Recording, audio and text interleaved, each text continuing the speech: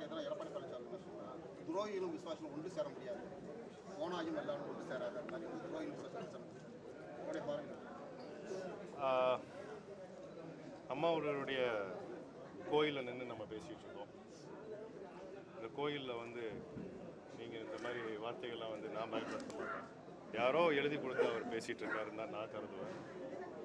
இந்த இயக்கம் 50 ஆண்டு காலமாக பாடுபட்ட வளர்த்த புரட்சித் தலைவர் அம்மா அவர்களும் எந்த பிரதிபலனும் எதிர்பார்க்காமல் அம்மா நினச்சிருந்தா எப்படினாலும் வாழ்ந்திருக்கலாம்.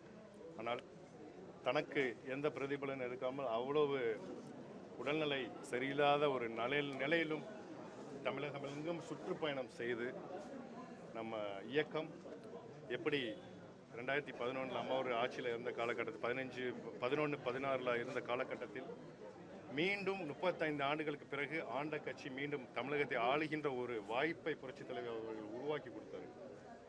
அந்த அம்மா அவர்களுடைய அந்த உழைப்பு, அம்மா அவர்கள் சிந்திய அந்த ரத்தம் வீண் போகக்கூடாது என்பதற்காக தான் ஐயா ஓபிஎஸ் அவர்கள் அந்த 5 ஆண்டு காலமாக பல்வேறு இன்னல்களை சந்தித்து ஆட்சியை நிறைவு செய்தார்.